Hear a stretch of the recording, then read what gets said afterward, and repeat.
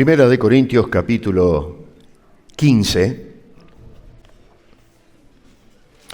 en el versículo 20 dice: mas ahora Cristo ha resucitado de los muertos, primicias de los que durmieron es hecho. Hermosas palabras esas de esperanza para todos aquellos que hemos puesto la fe en nuestro Señor Jesucristo. Vamos a orar. Padre, gracias te damos. Gracias por tu salvación.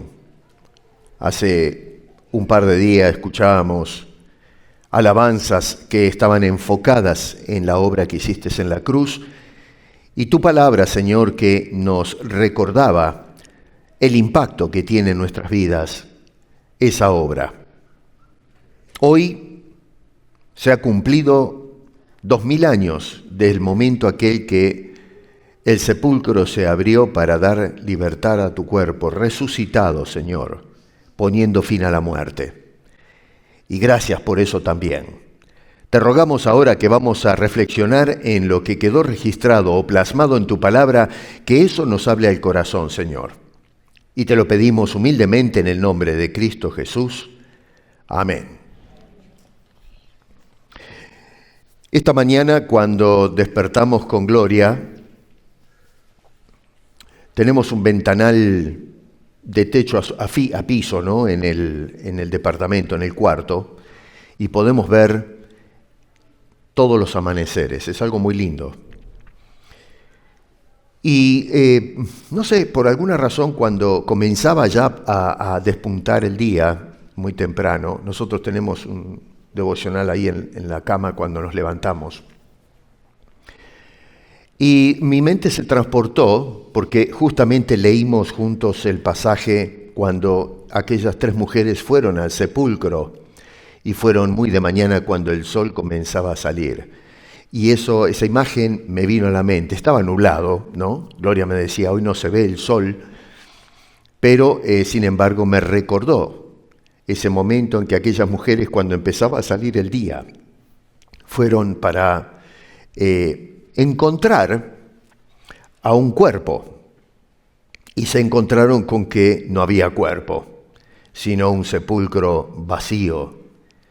Y eso es de lo que está hablando el apóstol San Pablo en este capítulo 15, la resurrección de Jesucristo. Ahora, es muy interesante porque mucha gente, así como algunos en aquellos días, hoy parece que todavía no creen que se efectuó la resurrección de Cristo. Y lógicamente, humanamente hablando, es un imposible que un muerto se levante. Pero acá no estamos hablando de un asunto natural, como sucede con cualquier persona. Estamos hablando de un evento milagroso y único en la historia, el poder de Dios levantando a su Hijo Jesucristo, y que es primicia de lo que Dios va a hacer, con cada uno de nosotros, los que hemos puesto la fe en Jesucristo. El gran predicador bautista del siglo XIX, Charles Spurgeon, dijo: la resurrección de Cristo es la piedra angular de la fe cristiana. Quítenla y todo se derrumba. Mucha gente hoy no entiende esto, que si no tenemos resurrección, no hay cristianismo, no hay esperanza. Y ojo, porque eso que dijo este señor no es una exageración, porque eso mismo es lo que, estaba ocurriendo en esta iglesia de Corinto. Parece mentira, pero había personas que, a pesar de haber escuchado el Evangelio, de haber tal vez aceptado lo que implica la muerte de Jesucristo, tenían serios problemas para poder aceptar que ese Cristo que había sido depositado en un sepulcro ahora esté vivo. Era algo que iba a contramano con la manera de pensar de las personas. Claro, cuando uno lo piensa desde un plano o una óptica humana, con un sentido lógico, parece un absurdo pensar que alguien que se acaba de depositar en un sepulcro y una muerte francamente ignominiosa y tortuosa, que ahora este señor esté caminando entre los vivos. Y sin embargo, eso había llegado al corazón y la mente de algunos en la iglesia, y realmente negaban que era un imposible que Jesucristo estuviese vivo. El problema es que cuando la resurrección se debilita, la fe entonces se tambalea. Y siendo que estamos tomando en cuenta la misión, bueno, entonces sin resurrección la misión pierde su poder. No tiene sentido que nosotros vengamos a la iglesia y salgamos al mundo a predicar algo que no sucedió. Es un absurdo, estamos perdiendo el tiempo. Pablo lo que hace es señalar en este capítulo 15 esa verdad que es innegable como hecho histórico y que han proclamado los creyentes a través de la historia. Es la parte central y palpitante del Evangelio. La buena noticia no es simplemente que Jesucristo vino a salvar, sino que demostró el poder de la salvación en la resurrección, porque no es solamente salvación de una condenación segura por parte de los pecadores, sino que ahora nos está ofreciendo vida eterna, una vida que no tendrá fin. Y eso quedó demostrado en la resurrección, la victoria de Jesucristo de la muerte del sepulcro. Pablo en este capítulo se raya 4 palabras que vamos a ir mirando. La primera es permanencia. La segunda palabra que vemos en el capítulo 5, lógicamente estamos hablando acá en líneas generales. Hay mucho de lo que se puede hablar del capítulo 15 de Primera de Corintios, pero tenemos que reducir el tiempo. La segunda palabra es proclamación.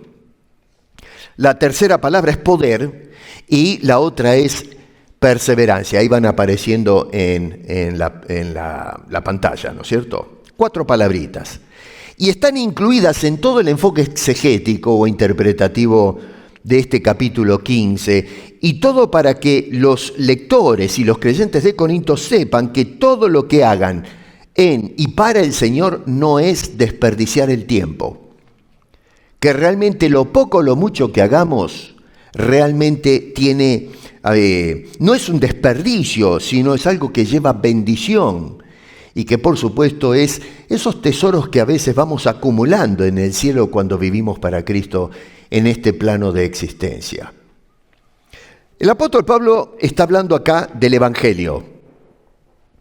Y vamos a mirar algunas cosas. En primer lugar, el Evangelio o la buena noticia que sostiene la misión. Y eso lo ven ustedes ahí en los versos 1 y 2. Mire, lo voy a leer. Dice, además os declaro, hermanos, el Evangelio que os he predicado, el cual también recibisteis, en el cual también perseveráis, por el cual asimismo, es decir, el Evangelio, si retenéis las palabras que os he predicado, sois salvos. Ojo con eso, si retenéis las palabras que os he predicado, el Evangelio, sois salvos, si no creísteis en vano. La palabra clave acá, en esos 2 versículos, es permanencia. Permanencia en el Evangelio que el apóstol Pablo les había predicado, la buena noticia, el mensaje de salvación. A ver, el enfoque está en eso para que la gente pueda continuar en ese principio, en esa noticia que Dios le transmite a los hombres que no tienen esperanza. Esa buena noticia que nos habla de una salvación segura para aquellos que ponen la fe en Jesucristo. Acá Pablo no habla de estrategias, de metodología, no, él está hablando del Evangelio de Dios, el poder de Dios para salvación. Y noten que hay algunos detalles que quiero revisar con ustedes acerca de ese evangelio que predicó el apóstol Pablo. A ver, nos habla de un evangelio que primero que todo se predica. Porque dice este hombre, os he anunciado el evangelio. La misión que nos ha dado el Señor Jesucristo a nosotros hoy como iglesia, y podemos hablar de esta iglesia local también, porque somos una congregación que pertenece al cuerpo universal de Jesucristo.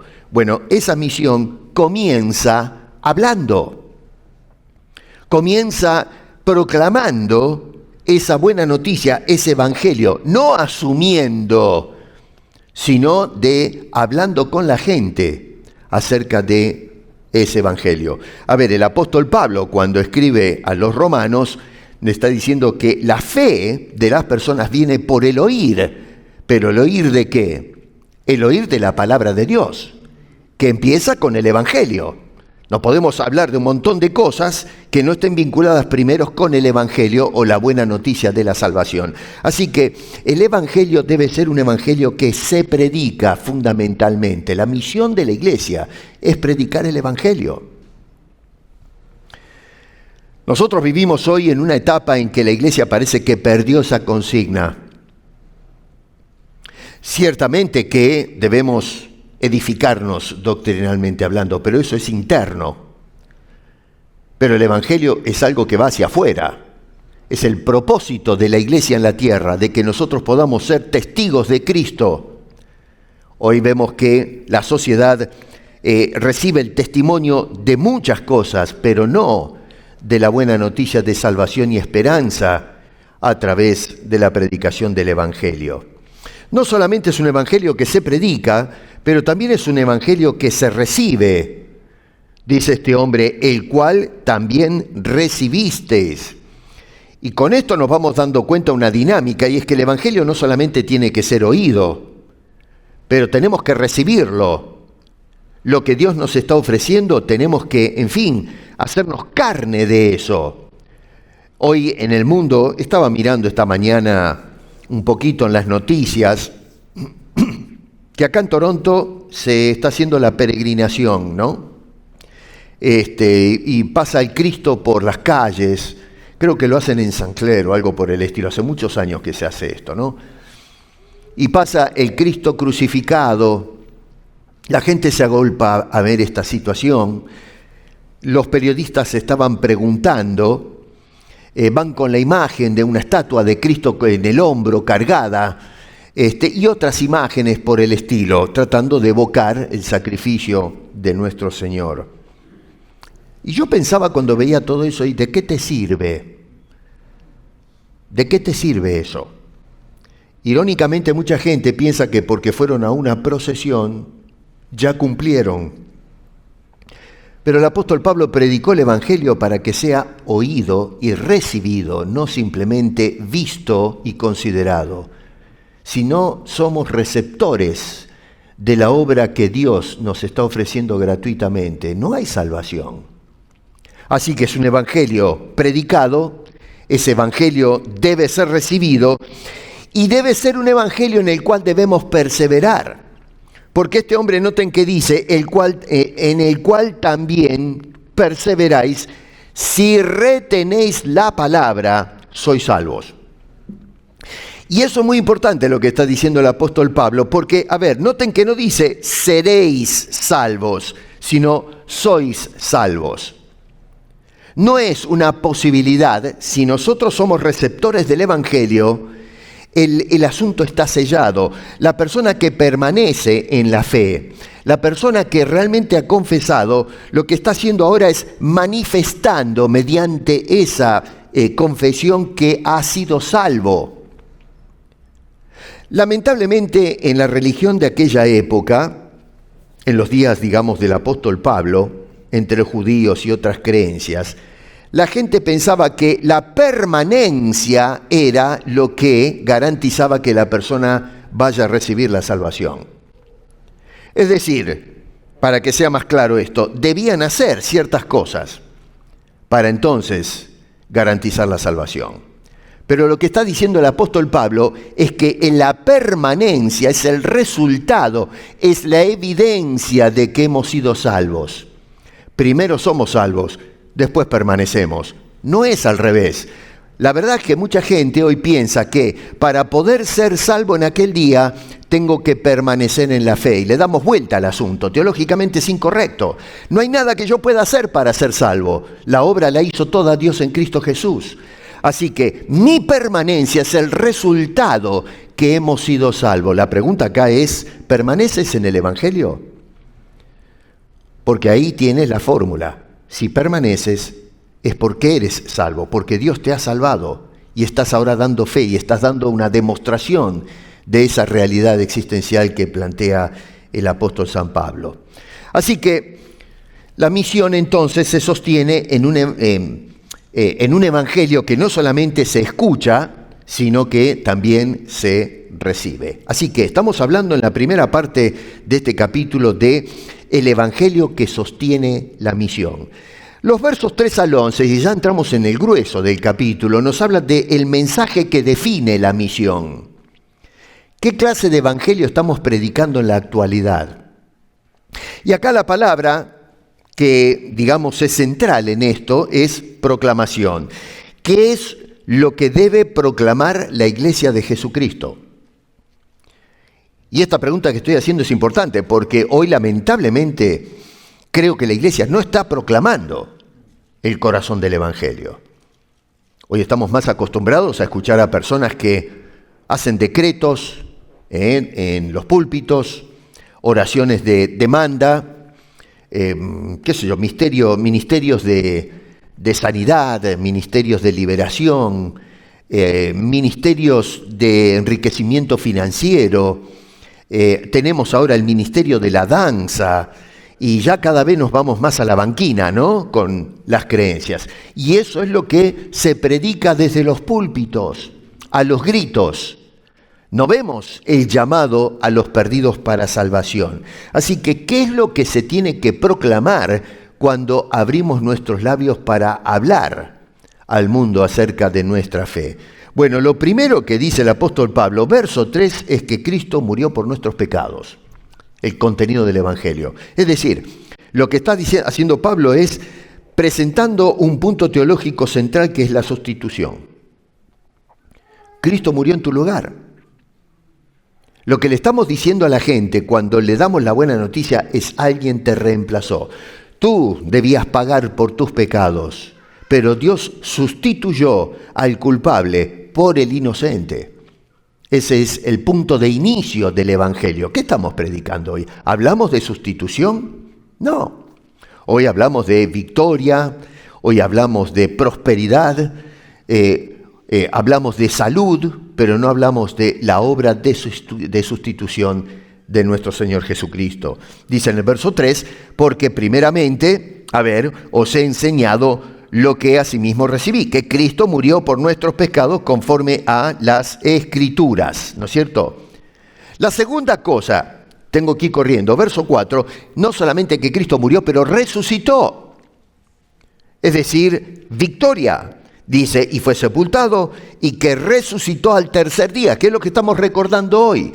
Y fíjense otra vez que dice conforme a las Escrituras. Repite esta frase 2 veces consecutivas, en el verso 3 y en el verso 4. La pregunta es, ¿por qué repite el apóstol Pablo esa misma frase en ambos versículos? Acá el apóstol Pablo no solo está diciendo que Cristo murió y resucitó, sino que está diciendo que eso no fue un accidente histórico, fue algo que fue el cumplimiento exacto, preciso de lo que se había dicho en tiempos antaños, que ese era el plan de Dios.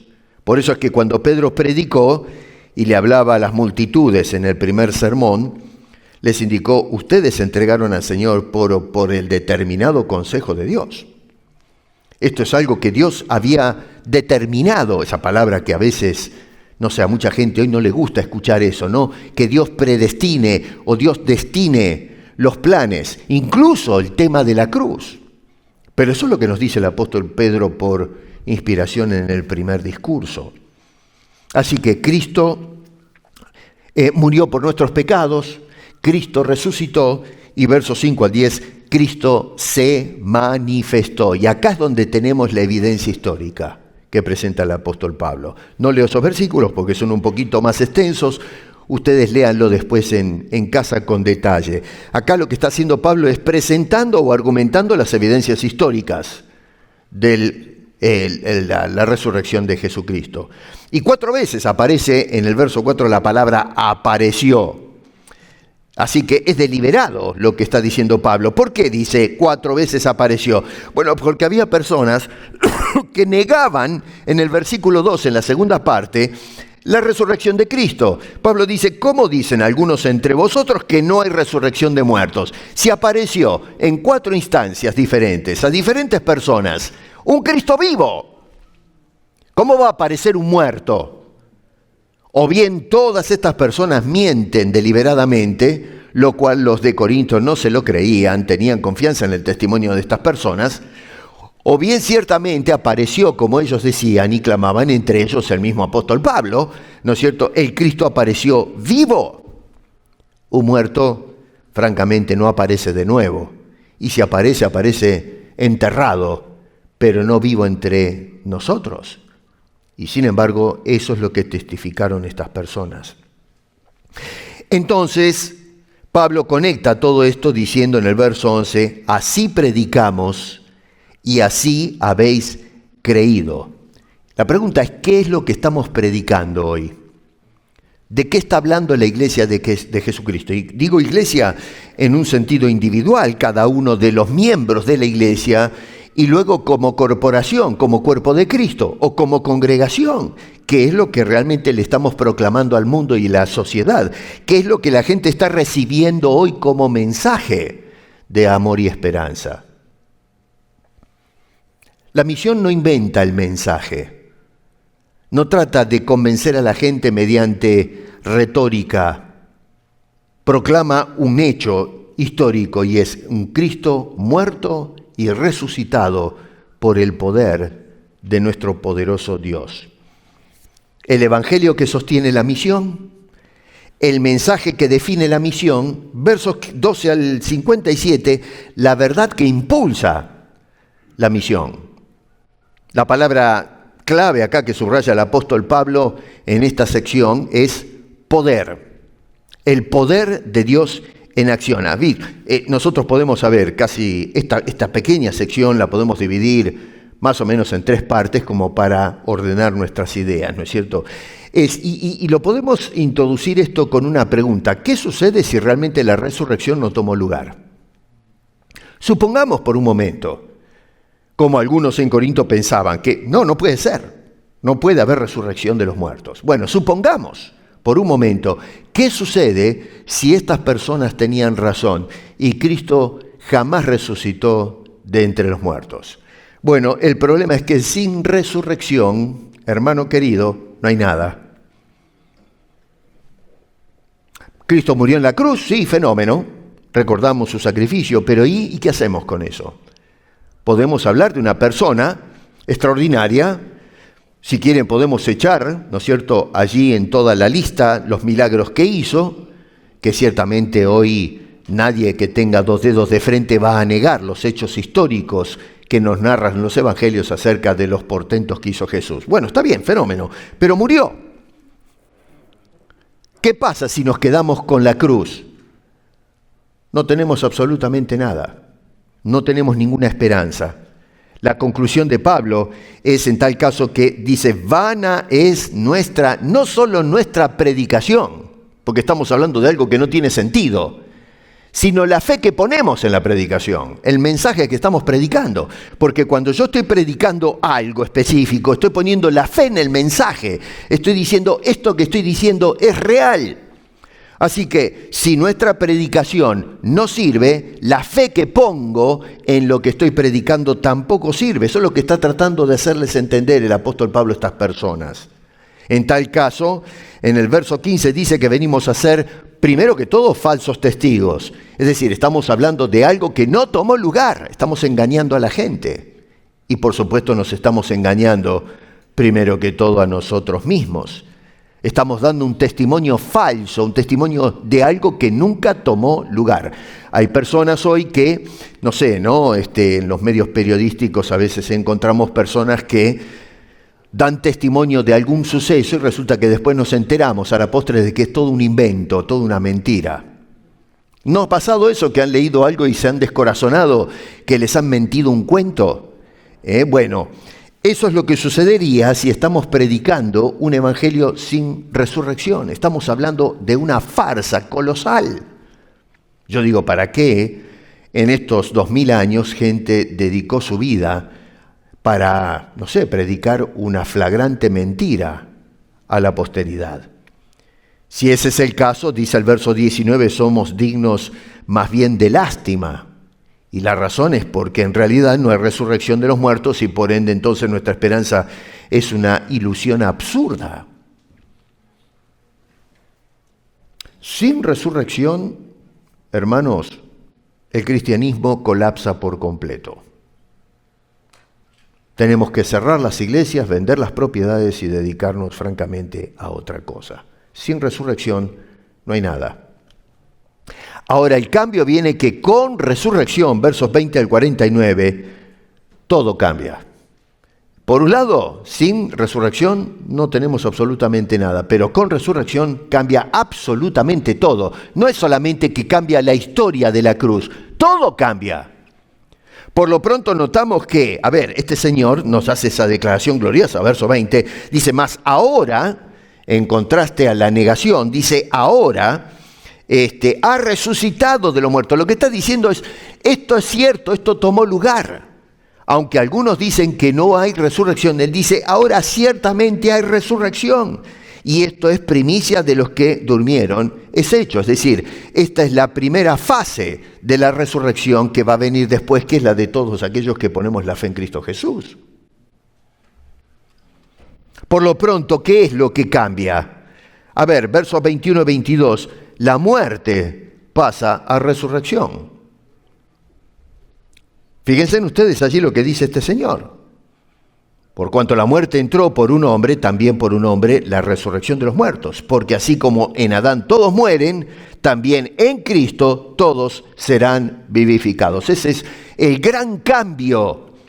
No solamente de un Cristo que murió y resucitó, pero la misma muerte ahora es reemplazada por resurrección. Antes parecía un absurdo hablar de resurrección cuando naturalmente todos morimos y lógicamente, teológicamente estamos todos muertos espiritualmente. El tema de hablar de resurrección o una posibilidad era un absurdo, pero ahora con la resurrección real e histórica de Cristo todo cambió. Ahora es una realidad, no una posibilidad, sino una realidad. No solamente eso, pero verso 23, Cristo partió, pero vendrá por nosotros. Usualmente pensamos en el libro de Hechos cuando el Señor Jesucristo nos dejó y se fue y hoy lo imaginamos a la diestra del Padre. Pero lo que Pablo está diciendo es, prepárate porque Cristo vuelve. Ayer hablábamos un poquito con algunos hermanos acerca de cómo las situaciones del mundo nos dan la impresión de que estamos llegando al final de los tiempos. Algo que mencionaba, esto es un poco subjetivo, digamos, una opinión más de tipo interpretativa que tengo en lo personal. Mateo 24 enlista una cantidad de sucesos o señales y mucho se ha escrito a través de esos fenómenos, libros, y se han hecho interpretaciones y exégesis y se predica muchas veces de esas señales. Y sin embargo, lo que a mí me llama la atención es que Jesús dijo, esto no es el fin. Estos son los principios de los dolores. Es decir, que ni siquiera está en el proceso del parto mismo, es el comienzo. Y eso es deliberado. Jesús está diciendo, no se adelanten, no se apuren, todavía falta. Yo me acuerdo que cuando mi señora empezó con los dolores del parto con nuestra primera hija, la segunda, la tercera salen más rápido, salen caminando, ¿no? Pero los primeros, las mamás saben de qué estoy hablando, ¿no? El primer hijo o la primera hija les dan una paliza bárbara, son horas de agonía, pobres mujeres. Pero bueno, cuando empezó con los dolores, tuvo que esperar horas y horas. Pasamos toda la noche velando. Ella me pellizcaba el brazo y me decía de todo porque estaba con los dolores. Pobres los hombres, Y entonces... Las mujeres van a decir, ¿pero qué está hablando este pobre los hombres? Entonces, esos son los comienzos, pero no es el parto. Jesús dijo, cuando este evangelio sea predicado a todas las naciones, entonces vendrá el fin. Lo que yo veo es que hoy, gracias a la tecnología, hemos logrado predicar el evangelio prácticamente en cada rincón del planeta. Quizás hay algunos bastiones, ¿no?, dentro del mundo musulmán, quizás, decía ayer, no sé, en el Amazonas, en algunas tribus que están aisladas, pero el resto del mundo ya escuchó el evangelio. Así que pienso que estamos en el final. Y la esperanza que tenemos nosotros es que Cristo no se tomó el avión y nos dejó. Pablo lo que está diciendo es que agarremos fuerzas. Dice, cada uno en su debido orden, Cristo, las primicias, luego los que son de Cristo. Lo que está diciendo, al final dice, en su venida. Nos está prometiendo, nos está dando la esperanza que Cristo vuelve. Qué lindo es poder levantar los ojos. A veces yo miro por la ventana y digo, ¿será hoy, Señor? Miro las nubes y digo, ¿no aparecerá por ahí el Señor soplando las nubes y aparece la gloria del Señor? Es algo hermoso pensar que en cualquier momento el Señor Jesucristo puede irrumpir en nuestros quehaceres y decir, basta, se terminó, vente conmigo, vamos para casa. Todo dominio, además, dice en el verso 24, va a ser entregado al Señor Jesucristo. Cuando entregue el reino al Dios y Padre, cuando haya suprimido todo dominio, toda autoridad y toda potencia. Hoy se jactan los poderosos en la tierra. Hoy se lanzan bombas, se gastan fortunas para quitar la vida. Un día esos poderosos van a ser simple historia, van a ser reemplazados con un dominio que será absoluto, eterno y seguro. Y luego, versos 25 al 26, los enemigos hoy presentes van a ser humillados. Es una cosa terrible como vemos que a través de la historia se ha humillado a la iglesia o al pueblo de Dios. Pero un día, nos dice el apóstol Pablo, todos los enemigos de Dios y la iglesia, incluso los espirituales, van a ser humillados bajo el poder y el señorío de Cristo. Nosotros predicamos no solo por convicción en cuanto a la resurrección de Jesucristo como un hecho histórico, sino que además lo hacemos porque hay una nueva creación en marcha, hay un plan que no se ha terminado y que Dios está desarrollando. Hay un nuevo mundo, hay un nuevo futuro. Vamos a ver la gloria de Dios manifestándose en sus tiempos, en el momento que Él ha determinado. En los versos 50 al 57, la resurrección también garantiza el final. Acá el apóstol Pablo descarga todo el clima o el peso teológico del capítulo 15. Pablo nos deja claro lo siguiente que el hombre de hoy necesita entender, y es que el hombre natural no va a heredar el reino de Dios. Verso 50. Si tú no has aceptado a Jesucristo, no tienes esperanza. Y no la vas a tener jamás. Podemos tratar de poner nuestra esperanza en instituciones, en gobiernos, en sistemas ideológicos, pero eso es una ilusión, es un espejismo. No hay esperanza para el hombre natural, a menos que venga a los pies de Cristo Jesús. No solamente eso, pero este hombre nos dice, en los versos 51 y 52, disculpen que corro con los versículos porque es un capítulo muy largo, pero los que reciben el Evangelio, todos, sin ninguna excepción, vamos a ser transformados. No es que alguna élite dentro de la iglesia o del pueblo de Dios van a tener ciertos beneficios. Todos vamos a ser transformados por el poder de Dios. ¿Se imaginan ustedes?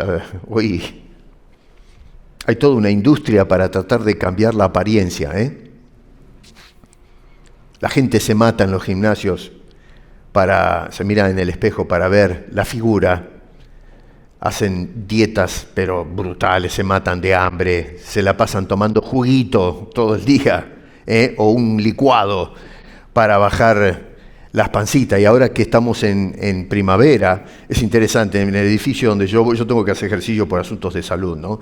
Y tenemos abajo un gimnasio para la gente del edificio, no es algo muy grande. Hace 2 meses, cuando hacía un frío que rajaba tablas, entraba yo al gimnasio y era dueño y señor del lugar. No había nadie. Ayer me levanté temprano porque no fui el viernes. Le digo a Gloria, voy a ir a hacer los ejercicios porque si no... Y bajé un rato. Así está. No hay para usar las máquinas.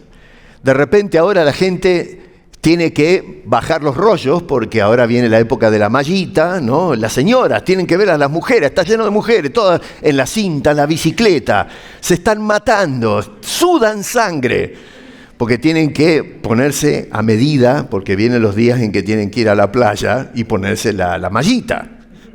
No entra la del año pasado. Estamos obsesionados con la figura, la imagen. Qué lindo sería que la iglesia se obsesione con la imagen que nos va a dar el Señor cuando nuestros cuerpos sean transformados. La dieta espiritual, cuerpos transformados, cuerpos glorificados. Me pregunto si cuando Jesucristo apareció traslúcido allá en el monte, nos dio una primicia de lo que van a ser nuestros cuerpos. Un Cristo que apareció en el sólido cuando los discípulos estaban reunidos en el Evangelio de Juan, y aparece repentinamente el Señor. Si tal vez eso es un preámbulo de lo que vamos a poder hacer a nosotros. Es decir, es dejar volar la mente. ¿Cómo va a ser nuestro cuerpo transformado? Por lo pronto no vamos a ver corrupción. No nos vamos a desgastar. El libro de Apocalipsis dice que en aquel día ya no habrá más llanto, ni clamor, ni dolor, porque las primeras cosas pasaron. Esa es la esperanza que nos da, el cambio que nos da poner nuestra fe en el Cristo resucitado, la primicia de lo que Dios va a hacer con cada uno de nosotros. Todos, sin ninguna excepción, tú y yo vamos a ser transformados por el poder del Señor. Seremos vestidos de incorrupción, dice el versículo 53. A ver, yo estoy luchando con mi garganta, mi señora estuvo enferma en estos días, la pobre en cama, con tos, muchos de ustedes están a la miseria, ¿no? Porque nos agarran las pestes y las cosas. Bueno, todo eso va haciendo que nuestro cuerpo se vaya desgastando. Eventualmente, cada día esta corrupción biológica nos va gastando el cuerpo, vamos sintiendo que se nos van las fuerzas, se nos va la juventud. Bueno, un día todo eso se va a terminar, ya no va a haber corrupción.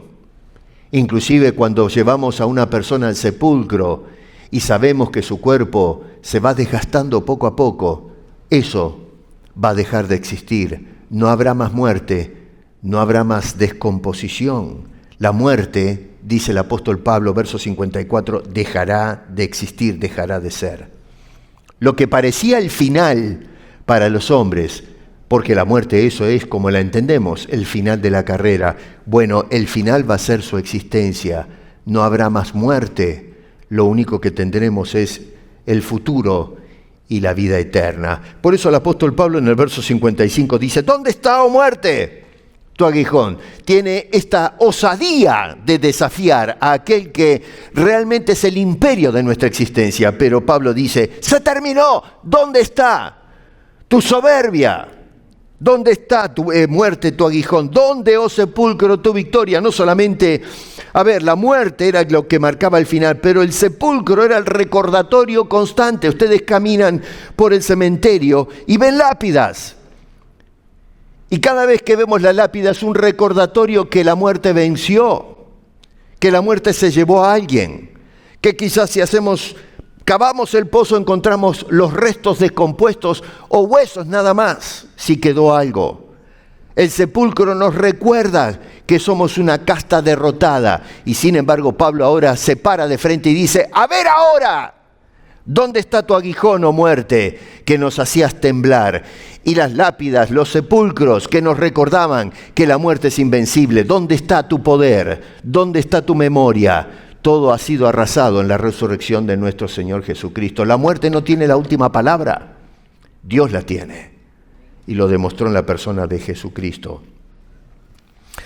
La misión, hermano querido, tiene poder porque la resurrección asegura el pasado, transforma el presente y además garantiza nuestro futuro. No hay nada que pueda garantizar lo que garantiza la resurrección de Cristo Jesús. Pero resulta que Pablo no termina en ese punto. Me llama la atención porque podríamos esperar, siendo que está disertando y tratando de probar que la resurrección es un hecho real e histórico, que termine el asunto con la doctrina de la resurrección y listo. Pero me llama la atención que termina no con la doctrina de la resurrección, sino con acción. Una cosa, Pablo a veces cuando lo leemos desconcierta su estilo literario y la habilidad que tiene para enseñar las cosas de Dios, ¿no es cierto?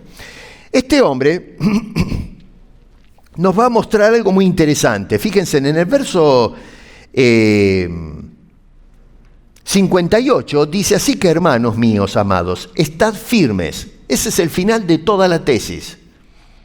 Y constantes, creciendo en la obra del Señor siempre, sabiendo que vuestro trabajo en el Señor no es vano. Mientras nosotros esperamos el día de la resurrección, ya la resurrección de Cristo se llevó a cabo, pero viene la nuestra. ¿Pero y qué hago mientras espero? Bueno, ahí lo está diciendo el apóstol Pablo. No dice, ahora entiendan al fin la resurrección, que es lo que uno podría esperar. A ver, algunas personas decían, Pablo, déjate de hablar tonterías, no hay resurrección de los muertos. Pablo dice, pero muchachos, si no hay resurrección, ustedes y yo estamos en la lona. No vale la pena que vengan a la iglesia.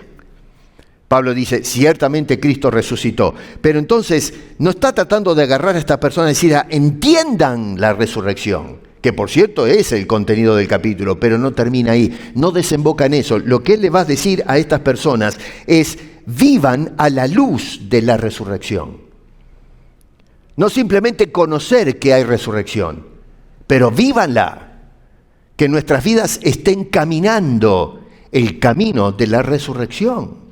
Que nuestras vidas manifiesten con convicción que soy salvo y resucitado en Cristo Jesús. Habíamos visto entonces, el evangelio que sostiene la misión.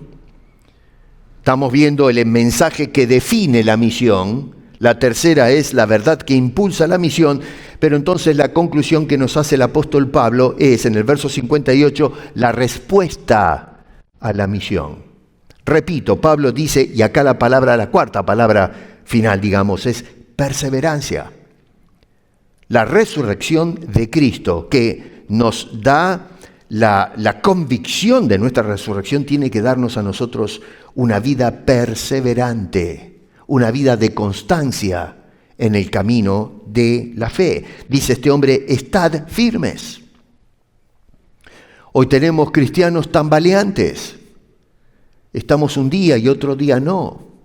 Servimos un tiempo y otro día nos retiramos. Nos cancelamos.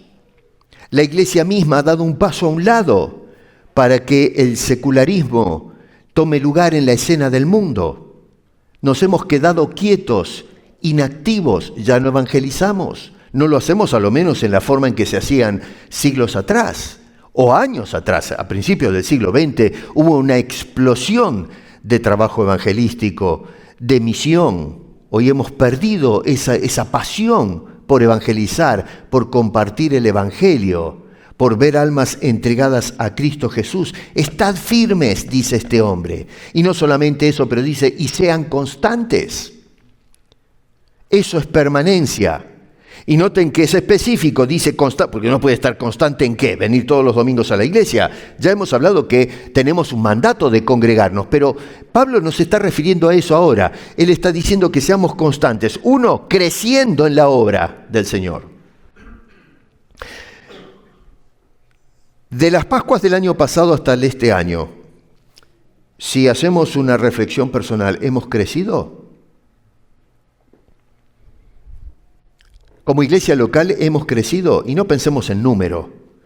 Hemos crecido en número, pero no número. Hemos crecido como creyente.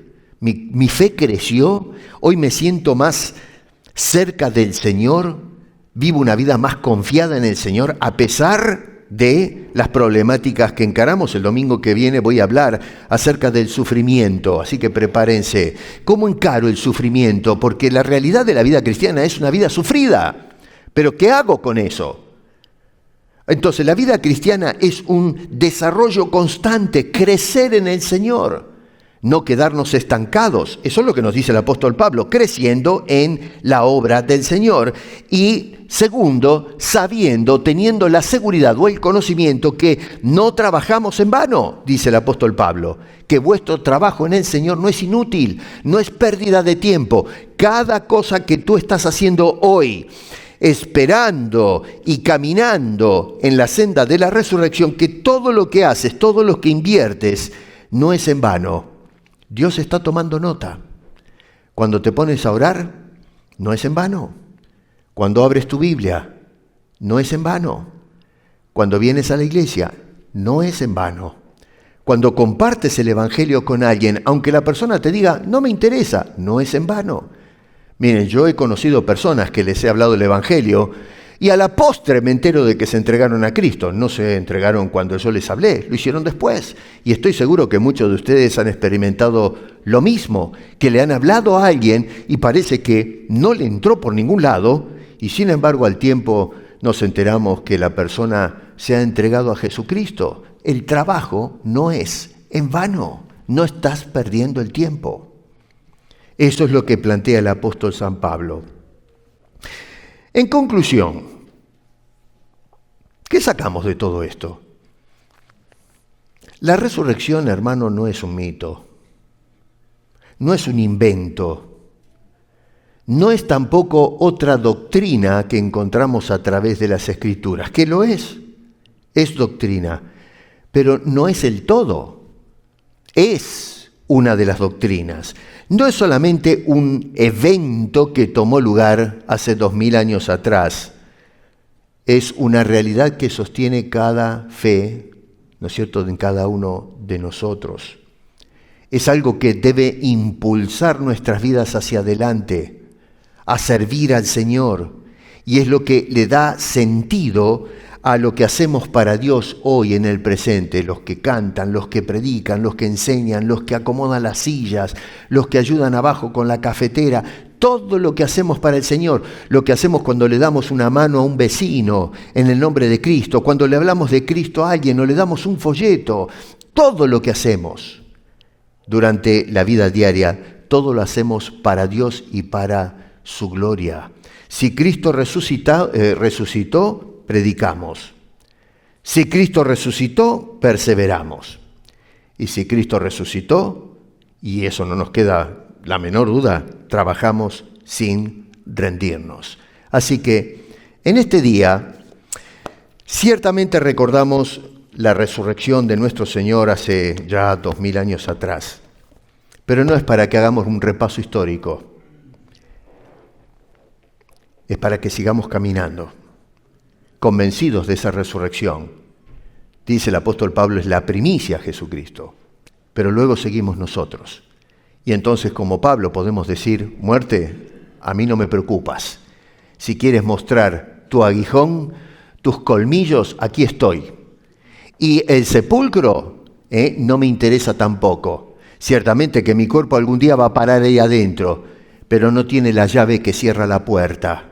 Dios la tiene. Y es Jesucristo, y Él me promete que así como levantó a su Hijo de aquel frío sepulcro, el Señor promete, y Dios no puede engañarse ni a sí mismo ni mentirnos en su palabra, nos promete que nosotros un día seremos levantados igual que el Señor, con cuerpos glorificados, con un cuerpo incorruptible, y estaremos eternamente en la presencia de aquel bendito y glorioso Dios que nos trajo de la muerte a la vida eterna y que quedó sellada y certificada como un hecho real y confiable en la resurrección de su Hijo Jesucristo, que ciertamente fue y murió y fue depositado en un sepulcro, pero no pudo cerrar la puerta.